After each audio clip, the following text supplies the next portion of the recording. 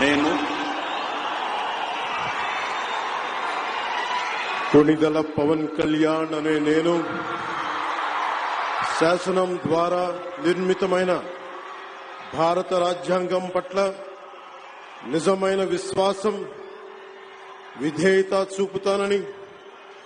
భారతదేశ సార్వభౌమాధికారాన్ని, సమగ్రతని కాపాడుతానని,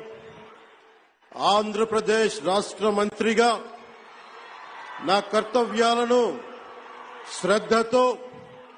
అంతఃకరణ శుద్ధితో నిర్వహిస్తానని, భయం గాని, పక్షపాతం గాని, రాగద్వేషాలు గాని లేకుండా రాజ్యాంగాన్ని, శాసనాలని